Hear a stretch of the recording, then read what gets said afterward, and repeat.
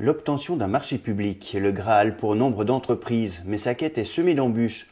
La première table ronde du Grand Genève 2021 a donné de précieux indices aux participants du webinaire, en particulier sur les opportunités à saisir de part et d'autre de la frontière. Du côté suisse, la plateforme CIMAP est un outil incontournable, mais les entreprises doivent garder à l'esprit le triple niveau de législation fédérale, cantonale et communale. Côté français, la réglementation est aussi contraignante, mais les choses s'améliorent.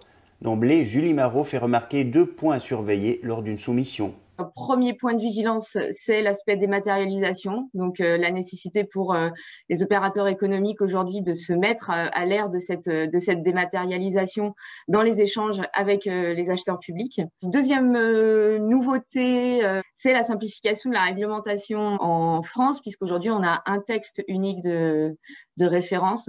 Des commandes groupées se font régulièrement sur des projets du Grand Genève, tels que l'extension des lignes de tram ou le réaménagement du téléphérique du Salève. On a eu des cas de groupement de commandes entre collectivités françaises, notamment le pôle métropolitain du Genevois français, et le canton de Genève sur de la commande de prestations intellectuelles. Il est vrai que dans un pareil cas de figure, c'est le droit le plus contraignant qui se trouve être applicable, et donc le canton de Genève a dû se soumettre de fait à la réglementation française en matière de marché public. La société genevoise IEM, spécialisée dans les applications de parcages intelligents, a créé une SARL en Haute-Savoie pour travailler plus directement avec les pouvoirs locaux. Si vous avez du service après-vente à effectuer, il vous faut absolument un numéro de téléphone français. Ça, c'est vraiment impératif, puisque en fait, de nombreuses collectivités en France ne peuvent pas appeler à l'étranger. Dans l'obtention de marché, il s'agit de répondre plus ou moins à plusieurs critères d'adjudication.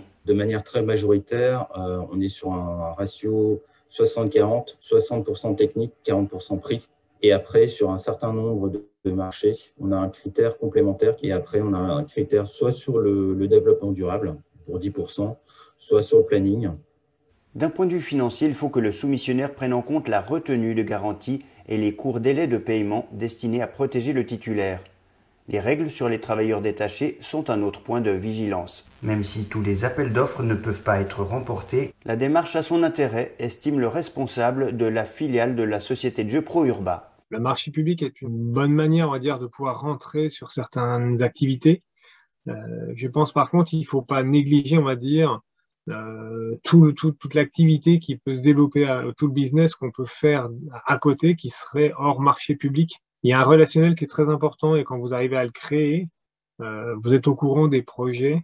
La démarche commerciale reste pour moi la première chose à réaliser avant d'aller répondre à tous les marchés publics qui vont se présenter, parce que je pense que le taux d'échec va être assez important, ça prend quand même du temps.